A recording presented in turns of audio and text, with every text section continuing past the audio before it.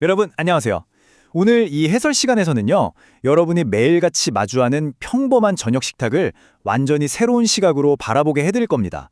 단순히 배를 채우는 행위를 넘어서 인간의 그 멈출 수 없는 식탐이 어떻게 지금의 현대사회를 만들어낸 궁극적인 설계자가 되었는지 확실하게 진면해 드릴게요. 자, 시작해볼까요? 후추를 향한 갈망이 제국을 멸망시켰다. 처음 들으시면 에이, 말도 안 돼 하실 수도 있어요. 하지만 단지 더 맛있는 음식을 원했던 그 단순한 욕망이 어떻게 전 세계적으로 거대하고 전혀 의도치 않은 나비 효과를 폭발시켰는지 지금부터 본격적으로 파헤쳐 보겠습니다. 오늘 우리가 따라가 볼 이 숨겨진 역사의 지도는요, 바로 이 매혹적인 책을 바탕으로 합니다. 일상적인 식사 속에 도대체 어떤 경제적 논리가 숨어 있고 또 그것이 어떻게 세상을 뒤바꾸는 거대한 사건들을 일으켰는지 아주 심도 있게 분석한 내용들이죠. 첫 번째 이야기, 굶주린 영장류의 진화입니다. 아득한 옛날, 인류의 시작전부터 한번 생각해보죠.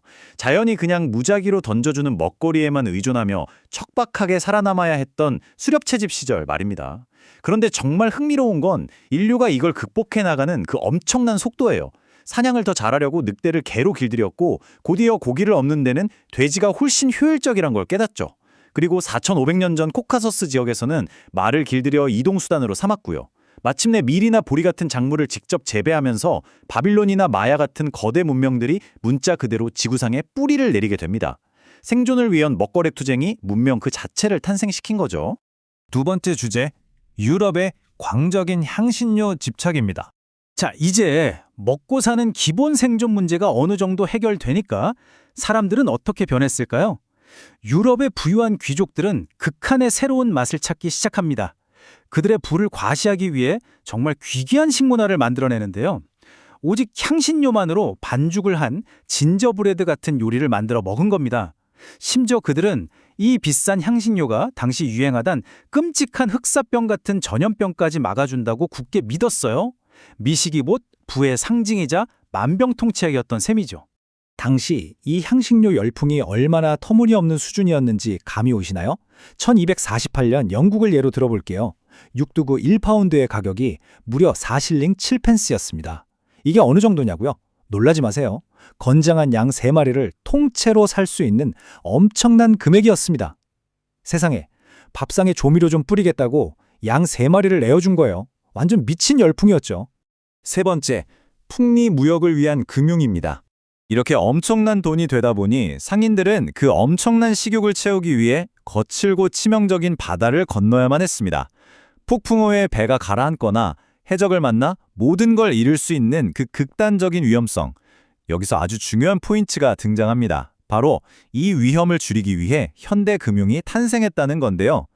영국은 유한 책임이라는 개념을 혁신적으로 도입해서 투자자의 개인 재산을 보호해줬고요. 네덜란드는 한술 더 떠서 1609년에 세계 최초의 주식 거래소를 세웁니다. 사람들이 낯선 이들과 자유롭게 항해의 지분을 사고 팔 수 있게 만든 거죠. 이 금융 혁신의 결과는 그야말로 대성공이었습니다. 네덜란드 동인도 회사는 인도네시아, 중국, 일본, 인도를 둥글게 잇는 완벽한 독점 무역 시스템을 구축합니다. 이건 그냥 회사가 아니었어요. 말 그대로 국가 안의 국가였죠. 성과가 어느 정도였냐고요? 무려 200년 가까운 세월 동안 매년 18%라는 경이로운 배당금을 꼬박꼬박 지급했습니다. 정말 전무후무한 기록이죠. 네 번째, 은의 나비 효과입니다. 이제 16세기로 넘어가 볼 텐데요. 전혀 상관없어 보이는 스페인과 명나라가 어떻게 격돌하게 되는지 그 예상치 못한 연결고리를 찾아가 봅니다. 안데스 산맥에서 한 양치기 소년이 튀어나온 나무 뿌리에 걸려 넘어졌다가 우연히 포토시라는 은광을 발견하게 됩니다. 그런데 이 은광석의 순도가 무려 50%였어요.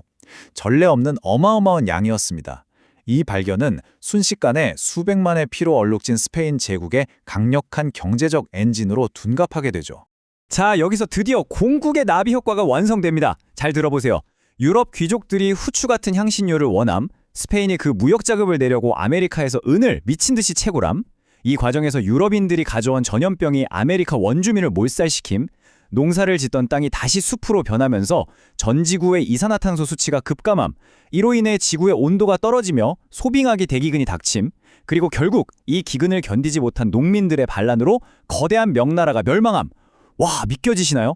스테이크에 후추를 뿌리던 그 작은 갈망이 지구 반대편의 제국을 무너뜨린 겁니다.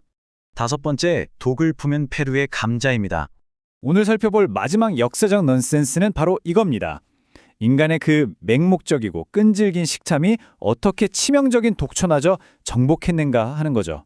지금으로부터 8,000년 전 페루의 야생 감자는 지금 우리가 먹는 감자와는 완전히 달랐습니다. 포식자를 죽이기 위해 진화시킨 솔라닌이라는 아주 강력한 맹독을 품고 있었거든요.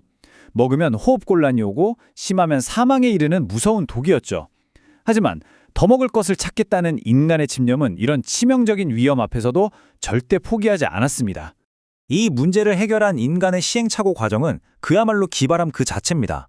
사람들은 야생 라마들이 점토를 씹어먹는 걸 유심히 관찰했어요. 라마들은 점토를 이용해 독성을 중화하면서 야생 감자를 안전하게 먹고 있었던 거죠. 인간은 그걸 그대로 모방해서 점토를 섞은 진흙물에 감자를 푹 담가 독을 없애는 비법을 찾아냅니다.